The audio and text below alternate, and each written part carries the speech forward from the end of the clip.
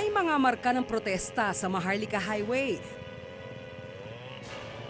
dahil ito sa pagputol sa mga puno rito. Wala na siya. So para bang isipin mo, 100 taon na naman ang hihintayin mo. Parang napakadamot. Ang damot parang hindi ibinahagi sa mga susunod na henerasyon for the sake of development, for the sake of progress. I mean, bakit napakaswapang natin? Ilang kilos protesta na ang isinagawa ng mga residente para matigil ang pagputol sa mga puno. Sa mga taga-Bulan po parang buhay na rin po namin yan. Katumbas na po yan po ng buhay ng tao. Kumbaga kaya nga po kami naandito sa kalsada, inilalaban yung pagpuputol ng kahoy dahil yan ay katumbas ng aming buhay.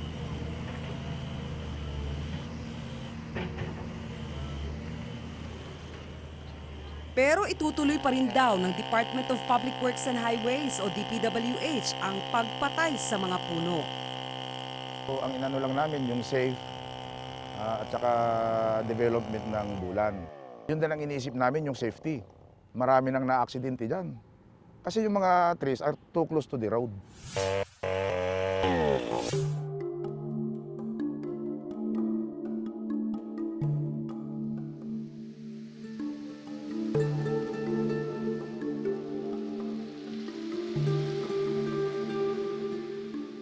Kuweba ng puno ang madadaanan sa bahaging ito ng Maharlika Highway sa Bulan, Sorsogon.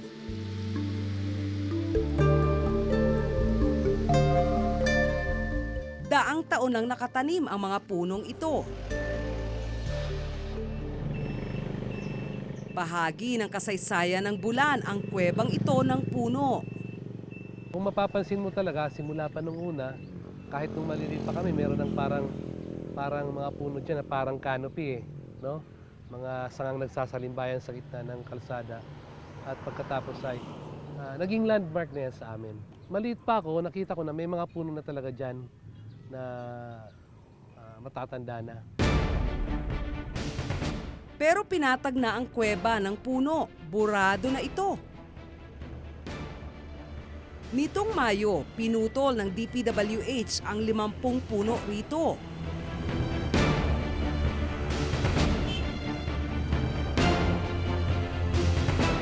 Isandaan at isang puno ang kailangan daw nilang putulin sa Bulan. Mga punong gaya ng nara, akasya, pili at mahogany. Dahil daw ito sa mahigit 8 bilyong pisong road project sa Bicol Region, mula Camarines Sur, Albay hanggang Sorsogon. At saka yun na rin ang yan na rin ang priority ng department for the next 2 years, yung road widening.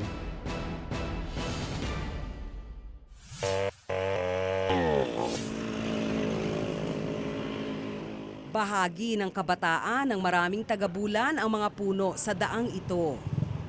Masasabi nating napakahalaga ng mga puno sa mga taga-Bulan kasi sa loob ng mahigit 20 years na naging programa ng local government unit ang pangangalaga ng kalikasan at maliban nun talagang nagtatanim kami ng puno.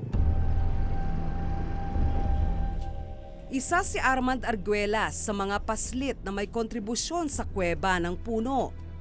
In 1993, kasama ko yung mga classmate ko, nagtanim kami dyan sa along Pabrika Highway. Sobrang saya namin doon kasi doon ko palang naramdaman yung pagmamahal sa puno. Dito kami nagtanim kasi ito yung palatandaan namin ng irrigation. Ito yung punong tinanim namin. Putol na rin sa ngayon.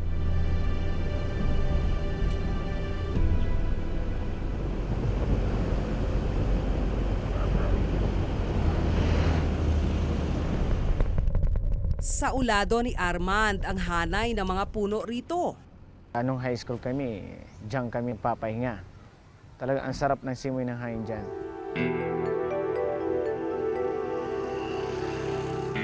Pinanghinaan ng loob si Armand sa sinapit ng mga puno. So sobrang nanloob ako. parang gusto kong umiyak. Sa isang iglap, parang nawala na ng pag-asa yung mga, sabihin natin yung mga nagmamahal sa puno. Kung sina Armand ang nagtanim, nakinabang at naglaro sa ilalim ng mga puno. Sa litrato na lang ito makikita ng susunod na henerasyon. May anak akong dalawa. Nung pinasyal ko sila noon, last year, nakita pa nila yon. Nakita ko rin sa kanila kung ano yung nung kabataan din ako, na sobrang hinayang. Kung pwede nga lang ibalik ang naputol na yun at pagkumpunahin ulit para masiayos yung dating ganda ng mga puno na yun.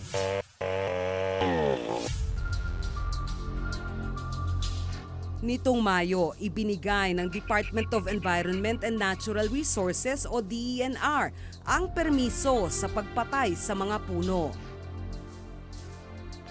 Si Gilbert Gonzales, hepe ng DENR Region 5, ang pumirma sa permit. Ito hong kanito, may checklist of requirements naman yan kung na-meet nila yung na-submit yung kumpletong requirements. Dito sa case ng sa Bulan, kasi yung area is public property sa DPWS, require po yan ng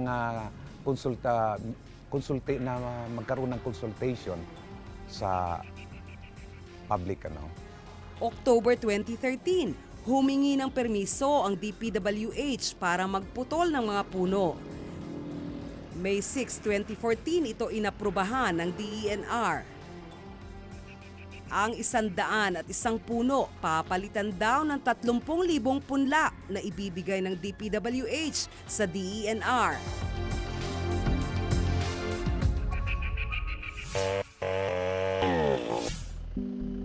Isa sa mga dapat magawa ng DPWH bago magputol ng puno ay ang ipaalam ito sa mga taga-Bulan.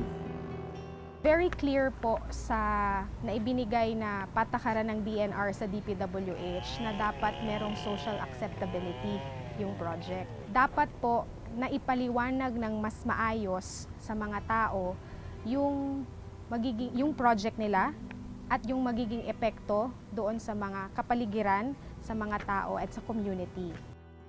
Noong October 24, 2013, isinagawa raw ng DPWH ang public consultation. Sa session hall daw ng munisipyo, ginanap ang pulong. Pinamunuan ni Engineer Juanito Alamar ng DPWH District Office sa Sorsogon ang public consultation. Dinaluhan ito ng mga kapitan ng barangay at ilang residente ng Bulan. 41 katao raw ang dumalo rito.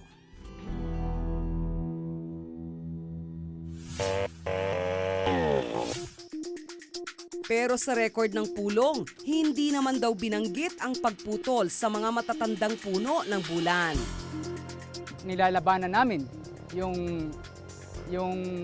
mga pagkilos ng DPWH na wala namang sapat na permiso o kaya hindi sapat yung kanilang kasi walang silang tunay na komportasyon doon sa tao, yung sinasabi nating public consultation. Bago putulin ang mga puno, dapat din daw ay may signboard ang DPWH na nag-aanunsyo sa gagawin nito. Dapat nakasulat dito ang pangalan ng ahensyang nanghingi ng permiso para sa pagputol sa mga puno. Dahilan kung bakit ito gagawin, bilang ng mga punong puputulin at permiso ng DENR. Pero hindi naglabas ng anunsyo ang DPWH. Kung nalaman po yun ng buong Bulan ninyo, sigurado po 100% po ng mga Bulan ninyo ay tututulan po ito. Kasi po, naging landmark na po namin itong tree tunnel na ito dito sa Bulan.